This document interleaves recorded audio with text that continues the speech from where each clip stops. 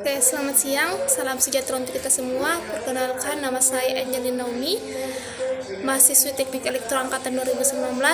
Di sini saya mengambil mata kuliah pengolahan sinyal digital. Saya akan menjawab beberapa soal yang diberikan sebagai tugas pendahuluan. Soal yang pertama itu mengenai perbedaan antara sistem digital dan sistem analog, baik dalam kelemahan dan keunggulannya masing-masing. Saat ini lebih banyak menggunakan sistem digital dibandingkan dengan analog, itu dikarenakan sistem digital itu mempunyai sistem yang lebih fleksibel dibandingkan dengan analog. Contohnya saja seperti televisi yang kita gunakan di rumah, handphone yang kita pakai sehari-hari, jam tangan, kamera, dan bahkan masih banyak lagi. Langsung saja kita masuk ke sistem digital. Sistem digital merupakan sistem elektronika yang seluruh rangkaian penyusunnya melakukan pengolahan sinyal listrik. Yang pertama itu saya jelaskan mengenai keunggulan dari sistem digital itu sendiri. Yang pertama mudah dalam melakukan pengiriman melalui jaringan. Yang kedua, pengolahan digital. Yang kedua itu sistem data yang dapat dengan mudah dikompresi. Yang ketiga itu semua informasi dalam bentuk digital dapat dengan mudah dikompresi. Yang keempat itu lebih efisien, lebih fleksibel dibandingkan dengan analog. Yaitu tadi keunggulan dari sistem digital. Sistem digital juga mempunyai beberapa kekurangan. Di antaranya itu membutuhkan bandwidth yang cukup besar. Yang kedua, kecepatan prosesor yang terbatas. Yang ketiga itu membutuhkan biaya yang lebih tinggi dibandingkan dengan analog.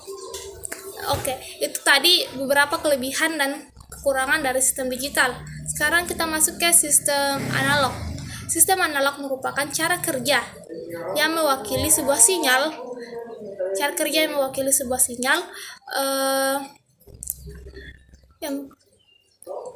mewakili sebuah sinyal dalam rentang nilai yang berkesinambungan.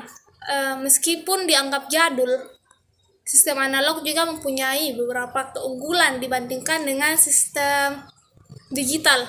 Di antaranya yang pertama itu keunggulannya itu yang pertama pengolahan sinyal informasinya yang dapat dilakukan dengan cukup mudah. Kecepatan prosesor yang tak terbatas dibandingkan dengan digital tadi. Yang ketiga, bandwidth yang dibutuhkan itu lebih sedikit dibandingkan dengan digital.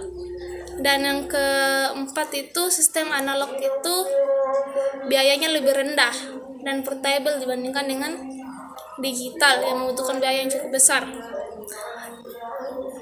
Sistem analog juga mempunyai beberapa kelemahan. Di antaranya itu membutuhkan biaya kabel yang cukup tinggi. Yang kedua itu mudah hilangnya data yang telah tersimpan. Yang ketiga itu kualitasnya yang cukup rendah dibandingkan dengan digital. Oke, itu tadi jawaban untuk pertanyaan pertama. Selanjutnya itu pertanyaan kedua mengenai seberapa pentingkah pengolahan sinyal digital. Oke, baik, jawaban untuk pertanyaan kedua mengenai seberapa pentingnya penggunaan pengolahan sinyal digital, yaitu pengolahan sinyal digital adalah pengolahan digital yang dilakukan oleh sebuah komputer khusus untuk melakukan berbagai operasi pengolahan sinyal.